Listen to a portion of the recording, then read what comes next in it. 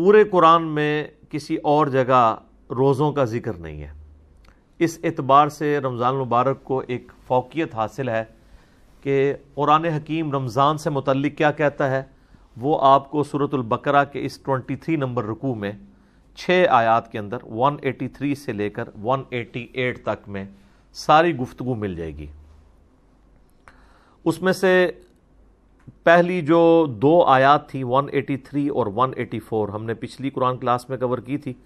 آج انشاءاللہ تعالی اس سے اگلی آیت سے سٹارٹ کریں گے۔ اعوذ باللہ من الشیطان الرجیم، بسم اللہ الرحمن الرحیم۔ شہر رمضان الذی انزل فیہ القرآن، رمضان کا مہینہ تو وہ مہینہ ہے جس میں قرآن نازل ہوا، قرآن اتارا گیا۔ ھدی للناس وبینات من الہدی والفرقان، یہ قرآن پوری انسانیت کے لیے ہدایت ہے اور اس میں ہدایت کے روشن دلائل ہیں، اور یہ حق اور باطل میں تمیز کرنے والی کتاب ہے۔ یہ بڑی مشہور آیت ہے۔ میں نے اکثر اوقات قرآن حکیم کی جب بھی اہمیت کے اوپر زور دینا ہوتا ہے تو میں اسی آیت کو کوٹ کرتا ہوں، شہر رمضان الذی انزل فیہ القرآن ھدی للناس وبینات من الہدی والفرقان۔ اس سے بہتر انداز میں کوئی تعریف قرآن کی ہو نہیں سکتی، اور اللہ تعالیٰ نے قرآن کی وجہ سے رمضان کو بھی اہمیت دے دی، کیونکہ اللہ تعالیٰ فرما رہا ہے کہ رمضان کا مہینہ تو وہ مہینہ ہے جس میں قرآن نازل ہوا ہے۔ یہ یوں نہیں آیا کہ قرآن وہ کتاب ہے جو کہ رمضان میں نازل ہوئی ہے، پھر اس میں پرائرٹی کس کی ہو جاتی؟ رمضان کی۔ یہاں پہ کہا گیا شہر رمضان الذی، مہینہ رمضان کا تو وہ ہے انزل فیہ القرآن، جس میں قرآن اتارا گیا۔ اچھا، یہ تو پتہ چل گیا کہ یہ رمضان کا مہینہ ہے۔ اب اگلا سٹیپ کہ رمضان کے مہینے میں دن میں یہ نازل ہوا یا رات میں؟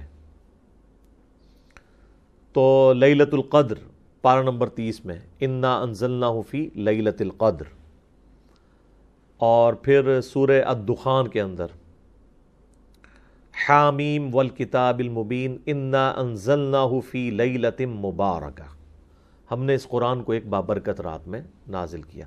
اچھا، اس رات کی برکت بھی قرآن کی وجہ سے ہوئی ہے۔ صحیح مسلم میں حدیث ہے، نبی علیہ السلام پیر کا روزہ رکھا کرتے تھے۔ پوچھا کہ آپ کیوں رکھتے ہیں؟ فرمایا فیہ ولدت وفیہ انزل علیہ، اس دن میں پہلے یعنی اس دن میں پیدا ہوا اور اس دن مجھ پر پہلی وحی نازل ہوئی۔ اچھا، اب ہم عموماً جب اردو لنگوسٹک میں دن کی بات کر رہے ہوتے ہیں تو ہم فرق کرتے ہیں، دن ایک پورے 24 گھنٹے کے دن کو بھی دن کہا جاتا ہے، اور اگر آپ لیل اور نہار کا فرق کریں یعنی ڈے اور نائٹ کا، تو ان معنوں میں تو 12 گھنٹے کا دن اور 12 گھنٹے کی رات۔ نبی علیہ السلام جو یہ پیر کے دن کی بات کر رہے ہیں تو پیر کے دن سے مراد آپ پیر کا پورا دن لے رہے ہیں، اور پیر کا پورا دن ہوگا اتوار والے دن مغرب سے لے کر پیر کی مغرب تک۔ تو چونکہ یہ اتوار اور سوموار کی درمیانی رات یعنی پیر والی رات نازل ہوا، تو ظاہر ہے کہ پیر کی جب رات ہے تو اس سے آگے پیر کا دن ہی آتا ہے، تو نبی علیہ السلام اس مبارک دن میں روزہ رکھا کرتے تھے، اس اعتبار سے کہ قرآن نازل ہوا، اور اس اعتبار سے بھی کہ نبی علیہ السلام کی پیدائش کا دن بھی پیر کا دن ہے۔ تو یہاں پر اللہ تعالیٰ فرما رہا ہے کہ اس مہینے میں قرآن نازل ہوا ہے، یہ اس مہینے کی فضیلت ہے، اور قرآن جو ہے وہ پوری انسانیت کے لیے ہدایت ہے۔ یہ کسی ایک طبقے کے لیے نہیں ہے بلکہ پوری انسانیت کے لیے۔ لہٰذا اب اس سے یہ بات پتہ چل گئی جو قرآن کے شروع میں آیا ھدی للمتقین، اس سے مراد صرف اہل ایمان نہیں ہے بلکہ ہر وہ شخص متقی ہے جو یہ تصور کر کے ڈر جائے کہ مجھے میری مرضی کے بغیر کسی نے پیدا کیا ہے، وہ میرے ساتھ کچھ بھی کر سکتا ہے، تو اس شخص کے لیے قرآن میں ہدایت ہے۔ جو اس فزیکل ورلڈ سے باہر بھی کوئی عقیدہ رکھتا ہے کہ یہ سب کچھ جو ہو رہا ہے کسی کے کرنے سے ہو رہا ہے، اور جس کا یہ عقیدہ نہیں ہے اس کے لیے قرآن میں کوئی ہدایت نہیں ہے۔ وَبَيِّنَاتٍ مِّنَ الْهُدَىٰ، اور صرف ہدایت نہیں ہے، ہدایت کے روشن دلائل ہیں، یعنی اتنے روشن ہیں کہ ایک ان پڑھ کو، جاہل کو، جڈ کو بھی سمجھ آ جائے ایک پڑھے لکھے کو بھی سمجھ آ جائے۔ آپ دیکھ لیں صحابہ کرام میں تو گنتی کے لوگ تھے جو لکھنا پڑھنا جانتے تھے، چونکہ یہ ان کی زبان میں نازل ہوئی تھی کتاب، اس لیے جب وہ نبی علیہ السلام سے زبانی سنتے تھے نا تو وہ اٹریکٹ ہوتے تھے اس کتاب کی طرف، حالانکہ وہ کہیں سے پڑھ نہیں رہے ہوتے تھے، خود لکھنا پڑھنا تو وہ لوگ جانتے ہی نہیں تھے، ان کی اپنی زبان تھی، ٹرانسلیشن کرنے کی ضرورت نہیں تھی۔ تو یہ اتنے روشن دلائل ہیں کہ اللہ تعالیٰ نے اس قوم کو اٹھایا اور پھر دنیا کی امامت کے اوپر فائز کر دیا، اس کتاب کے ذریعے سب کچھ تل پٹ ہوا ہے۔ فالفرقان، اور یہ حق اور باطل میں تمیز کرنے والی کتاب ہے۔ نبی علیہ السلام کے لیے بھی یہ لفظ استعمال ہوا ہے صحیح بخاری کے اندر، محمد فرق بین الناس، دو فرشتے آپس میں گفتگو کرتے ہوئے نبی علیہ السلام یعنی وہ اس کو روایت کر رہے ہیں، ایک فرشتہ دوسرے سے کہتا ہے کہ یہ محمد وہ ہے جو حق اور باطل میں تمیز کرنے والی شخصیت ہے۔ تو قرآن بھی الفرقان ہے، اور سراپا قرآن، قرآن مجسم، یعنی قرآن اگر جسم کی حالت میں آتا تو نبی علیہ السلام کی مبارک ذات ہے۔ جو صحیح مسلم میں حدیث ہے، سیدہ عائشہ سے پوچھا گیا کہ نبی علیہ السلام کے اخلاق کیسے تھے؟ اخلاق سے مراد آپ کے شمائل، آپ کی کردار، آپ کی صفات، آپ کا اوڑھنا بچھونا، آپ کس طرح کے انسان تھے؟ تو انہوں نے کہا قرآن نہیں پڑھتے ہو؟ قرآن ہی نبی علیہ السلام کا اخلاق تھا، یعنی قرآن کو جو مطلوب انسان ہے نا، اگر پرفیکٹ فارم میں کوئی موجود ہے روئے ارض کے اوپر تو محمد رسول اللہ صلی اللہ علیہ وآلہ وسلم کی مبارک ذات ہے۔ تو ہم اسی لیے آپ کو قرآن مجسم کہتے ہیں کہ قرآن اگر انسانی شکل میں آتا، کوئی جسم اڈاپٹ کر کے، تو نبی علیہ السلام اس کی پریکٹیکل مثال ہے۔ خیر اس پہ تو اب بہت کچھ بولا جا سکتا ہے، میں اسی کے اوپر اکتفا کرتا ہوں۔ فَمَنْ شَهِدَ مِنْكُمُ الشَّهْرَ، تو جو کوئی تم میں سے اس مہینے کو پائے، فَلْيَصُمْ، تو اسے چاہیے کہ وہ رمضان کے مہینے کے روزے رکھے۔ اچھا اب یہ جو الفاظ ہیں نا، جو کوئی اس مہینے کو پائے، یعنی جس کی زندگی میں یہ مہینہ آ جائے، جب بھی یہ مہینہ آئے گا اس نے روزے رکھنے ہوں گے۔ اس سے بعض لوگوں نے یہ بھی رزلٹ نکالا کہ اگر کسی کی زندگی میں رمضان کا مہینہ نہ آئے تو اس پہ رمضان کے روزے فرض نہیں ہیں۔ تو اب کوئی ایسا بھی ہو سکتا ہے جس کی زندگی میں رمضان کا مہینہ نہ آئے، وہ کہتے ہیں جی جن جگہوں پر چاند کا حساب کتاب کرنا مشکل ہے، دن رات کی کوئی تفریق نہیں ہے، نارتھ پول کے اوپر، ساؤتھ پول کے اوپر 6 مہینے کا دن 6 مہینے کی رات ہوتی ہے، تو وہاں پر تو رمضان آتا ہی نہیں ہے، تو لہٰذا وہاں پر اگر کوئی لوگ آباد ہوں تو ان کے اوپر رمضان کا مہینہ کے روزے فرض نہیں ہوں گے۔ ایک اعتبار سے تو یہ بات ٹھیک ہے، یہ یعنی باقاعدہ فقہ حنفی والوں نے بحثیں کی ہیں۔ فقہ حنفی سے مراد آج کل کے جو جدید علماء ہیں، پرانے لوگوں کو تو یہ پتہ ہی نہیں تھا کہ یہ قطبین بھی کوئی چیز ہے، نہ اس زمانے میں کوئی علم غیب ہوتا تھا، تو یہ تو ساری کہانی ہے نا کہ ان کو پتہ ہوتا۔ لہٰذا امام حنیفہ کی تو فقہ میں آپ کو کہیں نہیں ملے گا، یعنی آج کے جو فقہا ہیں فقہ حنفی کے یا باقی فقہا اس کے اوپر بحث کرتے ہیں، جبکہ یہ ان کا اجتہاد درست نہیں ہے میری نظر میں۔ اس کی وجہ یہ ہے اگر یہی بات مان لی جائے گی تو پھر تو 5 نمازیں بھی ختم ہو جائیں گی۔ 6 مہینے کا دن اور 6 مہینے کی رات کا مطلب ہے کہ 6 مہینے میں صرف 3 نمازیں پڑھی جائیں جو آ جائیں آپ کی، اور رات کی جو 1 نماز آ جائے وہ آپ نے پڑھنی ہے، پورے سال میں 3-4 نمازیں ہی آئیں گی۔ اس اعتبار سے اگر اجتہاد کیا جائے تو صحیح مسلم کی جو حدیث ہے نا، نبی علیہ السلام نے فرمایا جب دجال دنیا میں آئے گا تو پہلا دن جو ہے وہ 1 سال کا ہوگا، اور دوسرا دن جو ہے وہ 1 مہینے کا ہوگا، تیسرا دن جو ہے وہ 1 ہفتے کا ہوگا، اور پھر باقی سارے دن نارمل ہوں گے۔ تو صحابہ کرام نے پوچھا یا رسول اللہ اگر ہم وہ زمانہ پائیں تو پھر ہم اپنے نمازوں کا کیا کریں گے؟ اگر سال کا 1 دن ہے تو دن میں تو 5 نمازیں ہوتی ہیں 24 گھنٹے کے اندر۔ تو آپ علیہ السلام نے فرمایا کہ تم اپنے اندازے کو مقرر کر لینا اسی اعتبار سے، یعنی وہ ڈیوریشن تو سال ہوگی اس دن کی، لیکن تم نے اپنا اندازہ ایسے مقرر کرنا ہے کہ اپنی گھڑی کے اعتبار سے اسے ڈیوائیڈ کر لینا۔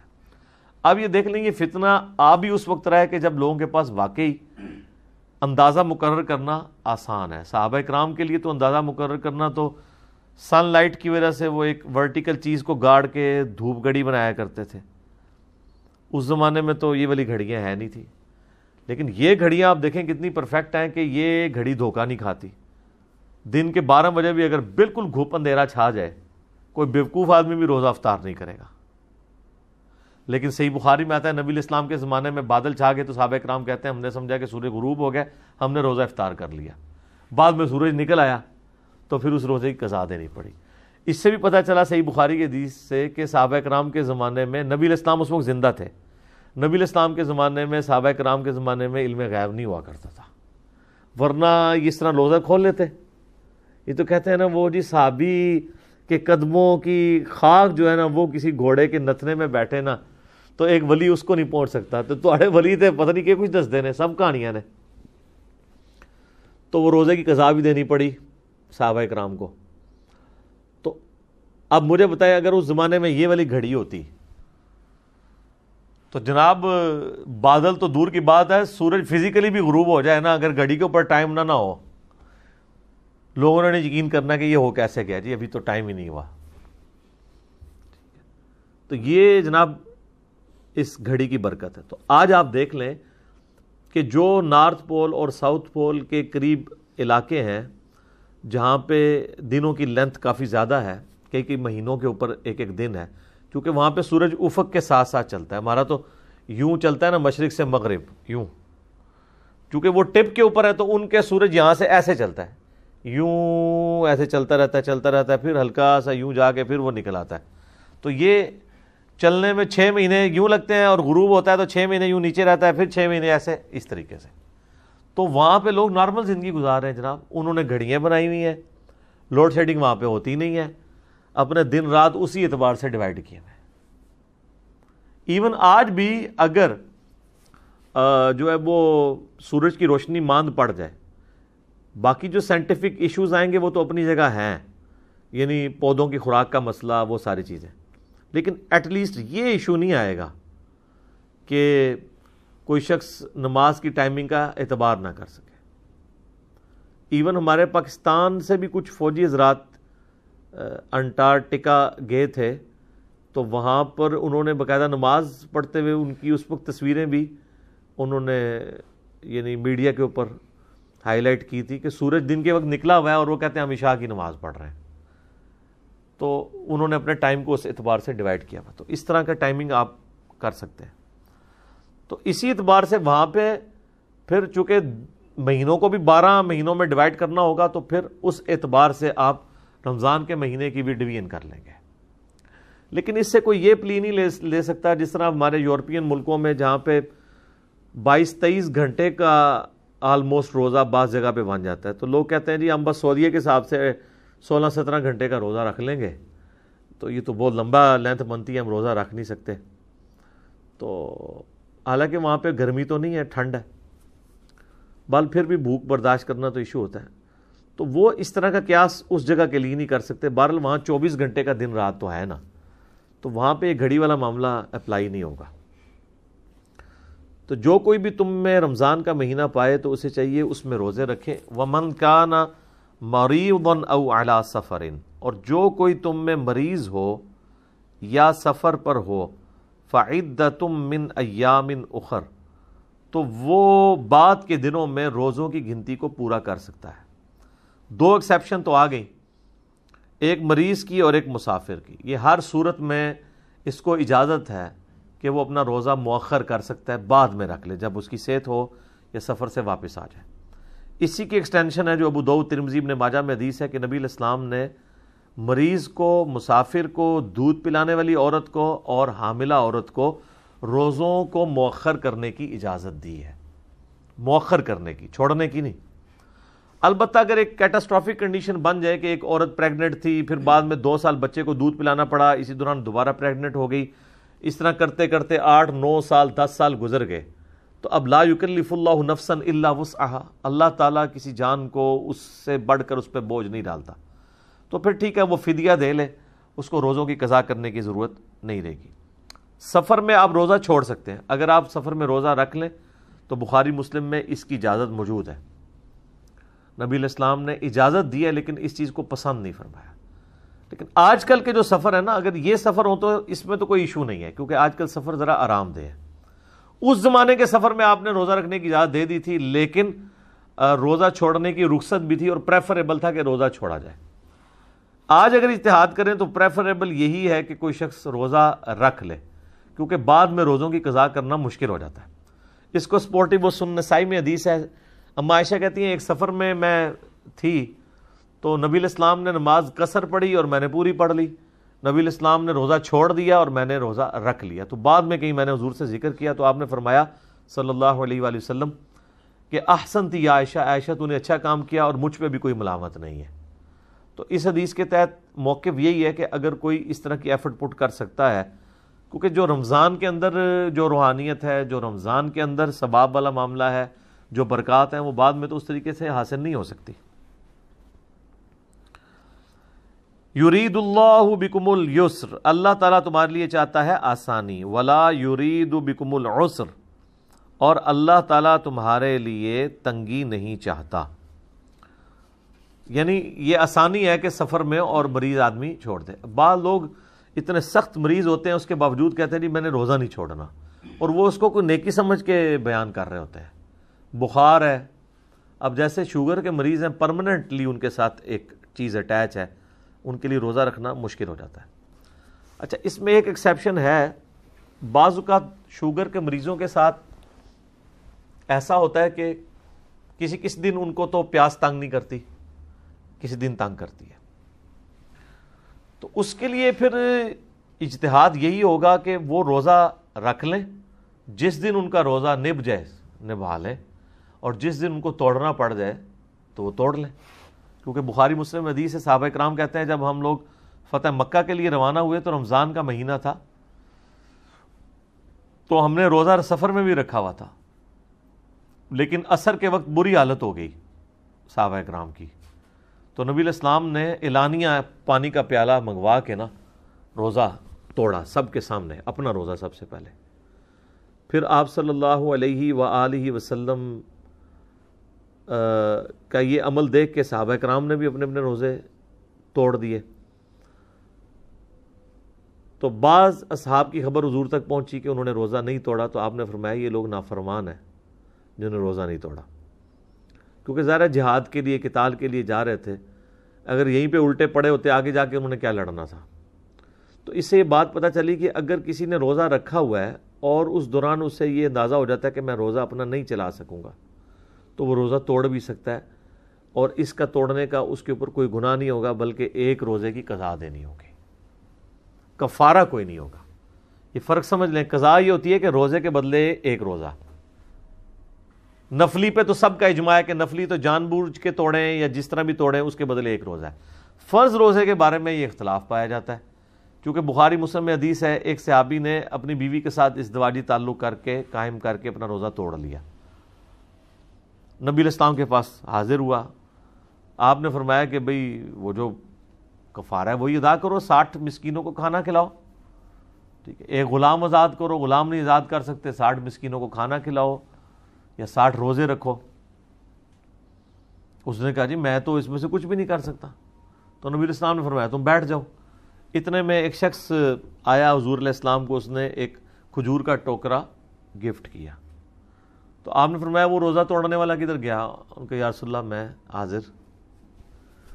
کہا کہ وہ تو غلام بھی نہیں آزاد کر سکتا اور 60 روزے بھی نہیں رکھ سکتا، 60 مسکینوں کو بھی نہیں کھلا سکتا، تو یہ ٹوکرا لے جا کے مدینے کے غریبوں میں بانٹ دے، تیرا کفارہ ادا ہو جائے گا۔ اچھا، یہ خصوصیت صرف نبی علیہ السلام نے اس شخص کے لیے دی، یہ حکم عام نہیں ہوتا اس طرح کی کوئی چیز کہ اس کو کوئی بندہ ایز اے رول پیش کر دے۔ یاد رکھیے گا کہ اسلام کے جو قوانین ہیں وہ محکم دلائل سے اخذ کیے جاتے ہیں، یہ نہیں ہوتا کہ آپ جو ہے کسی ایک شاذ سے واقعے کو پکڑ کے تو پوری ڈاکٹرن بدل دیں۔ جس طرح وہ آج ابو داؤد کی آپ حدیث 428 نمبر ڈسکس کر رہے تھے کہ صحابی نے کہا کہ مجھ سے نمازیں پڑھنا مشکل ہے، میری تو کام کی روٹین ایسی ہے، تو آپ علیہ السلام فرمایا کہ اسرین پڑھ لیا کرو تم، یعنی جو فجر کے وقت کی نماز ہے، یعنی سورج نکلنے سے پہلے کی نماز اور سورج غروب ہونے سے پہلے کی نماز، بس یہ 2 نمازیں تم پڑھ لیا کرو۔ اب اس کا یہ مطلب نہیں کوئی لے سکتا کہ باقی نمازیں معاف ہیں، اگر کسی نے لینا ہے تو پھر اسی ایک شخص کے لیے مراد لینا ہوگا، ورنہ بخاری مسلم میں تو واضح حدیثیں ہیں کہ 5 وقت کی نماز تم پہ فرض کی گئی ہے، تو وہ ساری ختم تو نہیں ہو جائیں گی۔ دوسرا یہ معنی ہوگا کہ ان دونوں کا تو خصوصیت سے اہتمام کرو، باقی کا اگر کہیں جماعت میں سستی ہو جاتی ہے، کہیں اول وقت میں نہیں پڑھ سکتے، چلو بالکل آخری وقت میں کوئی پڑھنا چاہتے ہو اپنی ٹیلر میڈ کر کے پڑھ لو، لیکن ان دو کو پرائورٹی کے ساتھ پڑھو، یہ مطلب لیا جا سکتا ہے۔ تو وہ صحابی کہنے لگا یا رسول اللہ میں تو خود اتنا غریب ہوں، تو پھر آپ نے فرمایا کہ تم خود ہی کھجوریں کھا لو، تمہارے روزے کا کفارہ ادا ہو جائے گا۔ اور آپ علیہ السلام اتنا مسکرائے کہ صحابہ اکرام کہتے ہیں کہ ہم نے آپ کی داڑھیں بھی ظاہر ہوتی ہوئی دیکھیں اس بات کے اوپر، جب اس نے کہا نا کہ میں مسکین ہوں۔ اچھا، اس پہ امام بخاری نے باب باندھا ہے کہ اگر کوئی شخص یعنی اگر میاں بیوی آپس میں تعلق قائم کر کے روزہ توڑ لیں تو پھر اس کا کفارہ کیا ہوگا۔ اس کو انہوں نے یعنی ایکسٹراپولیٹ نہیں کیا کہ جو کھانا کھا کے روزہ توڑ لے اس کے اوپر، خیر اجتہاداً اس پہ بھی لگ سکتا ہے جو جان بوجھ کے توڑتا ہے بغیر کسی مجبوری کے، بل اس معاملے میں اختلاف پایا جاتا ہے۔ کچھ تابعین کا موقف ہے کہ اس میں بھی یہ کفارہ ہوگا، کچھ کا یہ موقف ہے کہ نہیں، اس کے بدلے ایک روزہ ہوگا۔ لیکن ایگریڈ اپون مسئلہ یہ والا ہے کہ جو کوئی اس ایکسٹریم پہ جا کے کوئی روزہ توڑتا ہے تو اس سے پھر اچھا، یہ اکثر لوگ پوچھ رہے ہوتے ہیں کہ جی وہ جو 60 روزے ہیں وہ صرف مرد کو رکھنے ہوں گے یا عورت کو بھی؟ دونوں کو رکھنے ہوں گے جناب، 60 اور اگر مسکین کو کھانا کھلانا ہے تو دونوں کو 60 مساکین کا کھانا کھلانا ہوگا، کیونکہ دونوں کا روزہ ٹوٹا ہے نا۔ اچھا، اب اس کے اندر اگر کوئی شخص آج کے دور میں بہت غریب ہے تو ظاہر ہے پھر وہ جتنی اس کی ایک طاقت ہے اس کے مطابق صدقہ اور خیرات کر دے، تو یہ ہوگا کفارہ۔ قضاء الگ چیز ہے، کفارہ الگ ہے۔ اگر کوئی بیماری کی وجہ سے، سفر کی تکان کی وجہ سے، کیٹاسٹرافک کنڈیشن کی وجہ سے روزہ توڑ دے تو اس پہ کوئی گناہ نہیں ہے، نہ کوئی کفارہ ہے، صرف قضاء ایک روزے کی دے دے گا بعد میں، ٹھیک ہے۔ یہ اللہ تعالیٰ نے آسانی دی ہے۔ وَلِتُكْمِلُوا الْعِدَّةَ، تاکہ تم پوری کرو گنتی روزوں کی، وَلِتُكَبِّرُوا اللَّهَ عَلَى مَا هَدَاكُمْ، اور پھر جب یہ گنتی پوری ہو جائے تو پھر اللہ کی تکبیر بلند کرو اس بات پر کہ اس نے تمہیں ہدایت دی، وَلَعَلَّكُمْ تَشْكُرُونَ، تاکہ تم شکر گزاری کی روش بھی اختیار کرو۔ اچھا، آپ دیکھیں بار بار گنتی پوری کرنے کے اوپر زور ہے۔ یہ اکثر لوگ آپ کو کہتے ہوئے سنائی دیں گے جی وہ اللہ تعالیٰ نے کو گن کے نہیں نمازاں لینیاں، گن کے تو نہیں، یہ کیا ہوا جی بندہ گن کے تسبیحات کرے، حالانکہ ان کو یہ نہیں پتا کہ ہر چیز گنتی میں ہے۔ اپنے یہ سارے معاملات جو ہیں نا وہ گنتی کے ذریعے کر رہے ہوتے ہیں، چاہے وہ کاروبار کر رہے ہوں، گن کے پیسے لیتے ہیں نا، یہ اتنی جنہیں بھی دے دو، اس طرح تو نہیں ہوتا۔ کہتے جی اللہ نے حساب کتاب نہیں رکھنا۔ بھائی جب اللہ تعالیٰ کہہ رہے حساب کتاب رکھنا ہے، دیکھیں یہ جو تسبیحات فاطمہ ہے بخاری مسلم میں 33 دفعہ سبحان اللہ، 33 دفعہ الحمدللہ، 34 دفعہ اللہ اکبر، بغیر گنے تو نہیں آئے گا۔ نمازوں کی 5 کی گنتی پوری کرنی ہے آپ نے، روزوں کی بار بار آ گئے تاکہ گنتی پوری کرو، گنتی پوری کرو، اور جب چھوٹ جائیں تو بعد میں گنتی پوری کرو۔ بھئی کسی رول اور ریگولیشن کے تحت ہی معاملات چلتے ہیں، کتنی illogical بات ہے کہ حساب کتاب ہی نہ رکھا جائے، ٹھیک ہے۔ تو جتنی بھی چیزیں ہیں وہ ظاہر ہے گنتی کے ساتھ تو ہیں، اور اس کو سپورٹی وہ بخاری مسلم کی حدیث ہے، اما عائشہ کہتی ہیں نبی علیہ السلام نے فرمایا اللہ تعالیٰ کو سب سے بڑھ کر محبوب عمل وہ ہے جو اگرچہ تھوڑی مقدار میں ہو لیکن ہمیشگی کے ساتھ کیا جائے، بنسبت اس عمل کے جو تعداد میں زیادہ ہو لیکن ہمیشہ نہ ہو۔ ایک بندہ کہتا ہے جی آج میں نے 1000 دفعہ سورہ اخلاص پڑھی ہے، کل پڑھ رہا 10 دفعہ، پرسوں پڑھ رہا 100 دفعہ، اس کی بجائے روزانہ ہی اگر 3 دفعہ پڑھ لے، ٹھیک ہے۔ ہمیشگی رکھے چاہے عمل تھوڑا ہو۔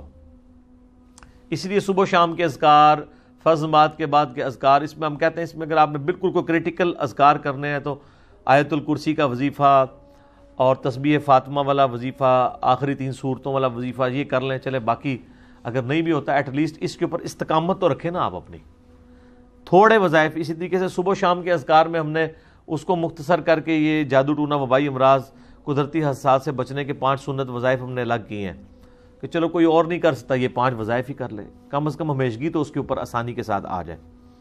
تو یہ اللہ تعالیٰ نے فرمایا کہ یہ گنتی اس لیے پوری کرنی ہے کہ جب یہ گنتی پوری ہو پھر تم نے اللہ کی تکبیر بلند کرنی ہے، وَلَعَلَّكُمْ تَشْكُرُونَ، اور پھر تم نے اللہ کا شکر بھی ادا کرنا ہے۔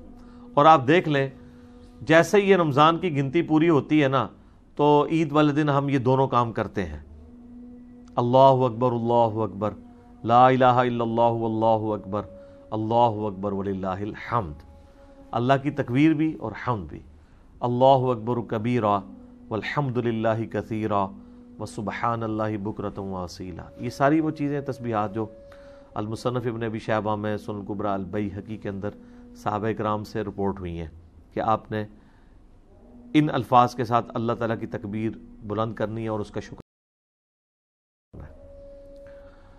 اب جی بڑی اہم آیت آ رہی ہے، اس آیت کے اوپر گھنٹوں گفتگو ہو سکتی ہے۔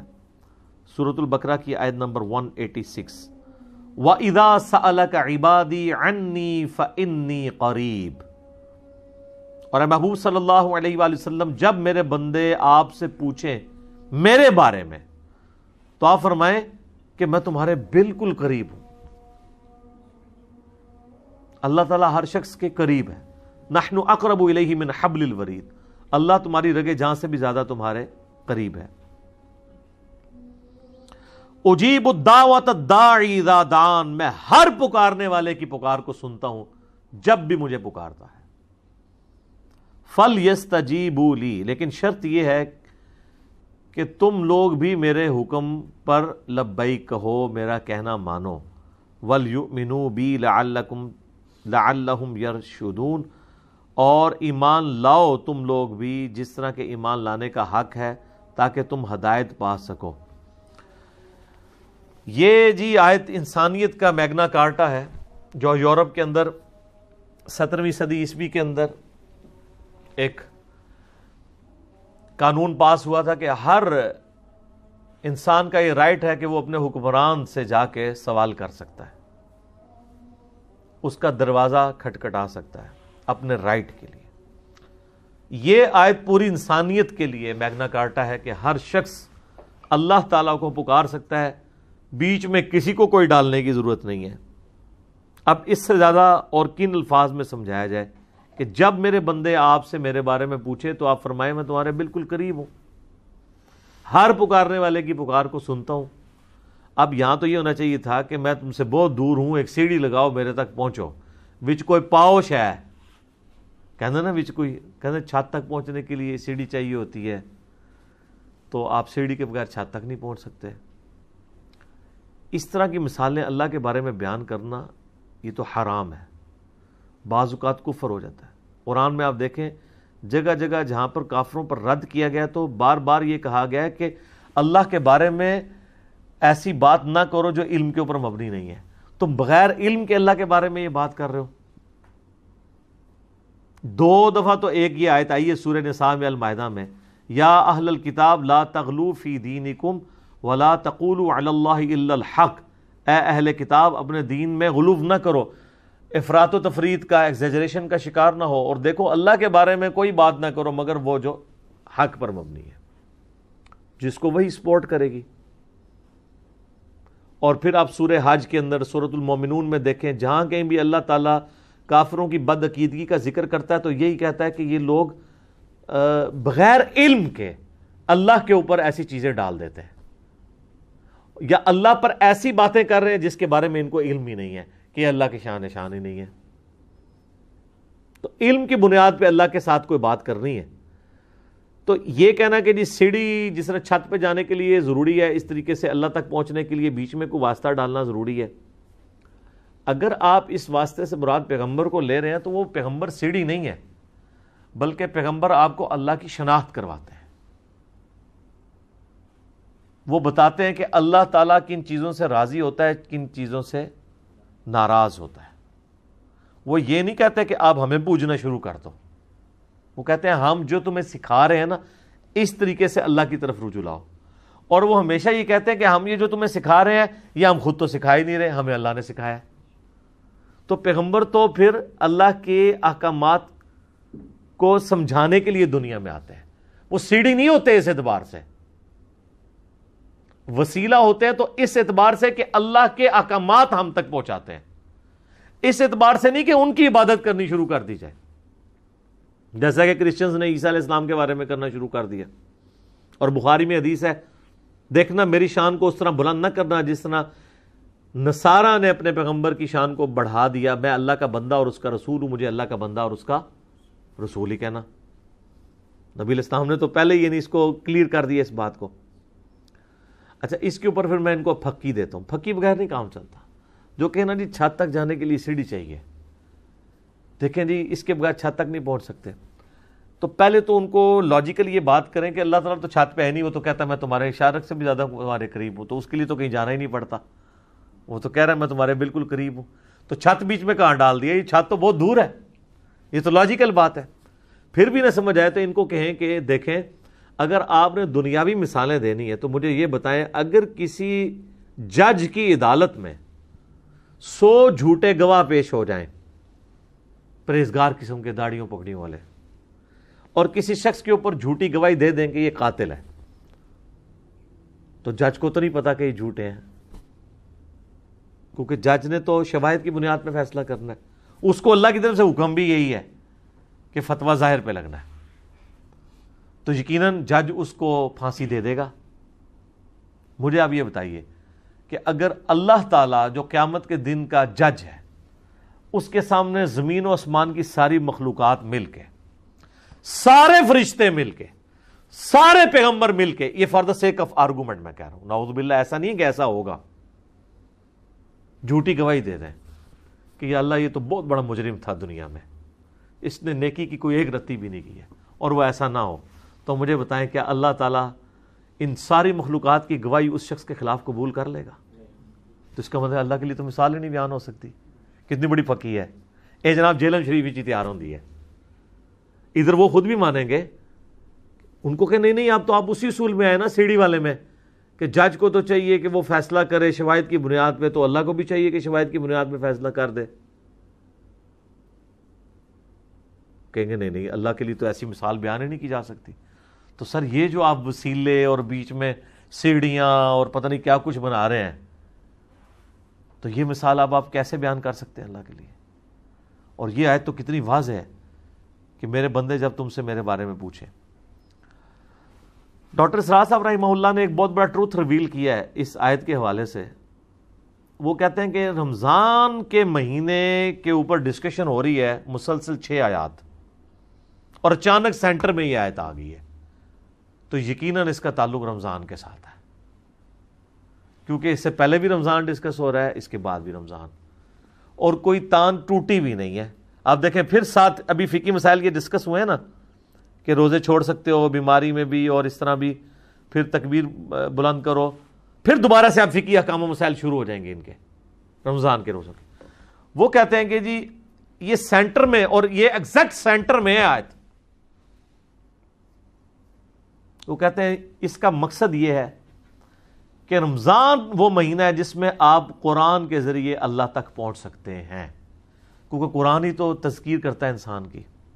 اگر اس کا ترجمہ آتا ہو یا ترجمہ نہ آتا ہو تو کم از کم آپ ایئر فلائٹ موڈ میں کر کے موبائل یا مصحف ہاتھ میں لے کے تراویح میں کھڑے ہو جائیں، اور آپ کو پتہ ہو ترجمے والا قرآن ہو کہ کیا قاری صاحب تلاوت کر رہے ہیں، تو پھر تو آپ پہ اثر ہوگا۔ صحابہ کرام کو تو یہ کوئی پریشانی نہیں تھی، تو ان کی اپنی زبان تھی۔ تو جب کوئی شخص رمضان میں عبادت کرتا ہے، پورا دن بھوکا پیاسا رہتا ہے اور رات کو کھڑا ہو جاتا ہے قرآن سننے کے لیے، کتنی تکلیف اٹھاتا ہے، دن کو اپنی بھوک اور پیاس کو برداشت کرنا، پیٹ کی قربانی دینا، اور رات کو نیند کی قربانی دینا، دونوں قربانی ہوگی نا۔ تو انسان کے دماغ میں ایک بات تو آتی ہے نا کہ میں جس کے لیے قربانیاں کر رہا ہوں، کیا اس کو بھی پتہ ہے کہ میں اس کے لیے کیا کچھ کر رہا ہوں؟ جب انسان کو یہ پتہ ہونا کہ میں جس کے لیے کر رہا ہوں وہ مجھے دیکھ رہا ہے، پھر تکلیف جھیلنی آسان ہو جاتی ہے۔ یہ ایک نیچرل چیز ہے۔ آپ اپنے دنیاوی کسی دوست کے لیے کوئی تکلیف اٹھا رہے ہو نا، اور آپ کو یہ پتہ چل جائے کہ میرے اس دوست کو پتہ چل گیا کہ میں اس کے لیے اس مصیبت سے گزرا ہوں، تو آپ کے لیے وہ تکلیف جھیلنی آسان ہو جاتی ہے۔ کیوں؟ انسان کو اندر سے خوشی ہوتی ہے۔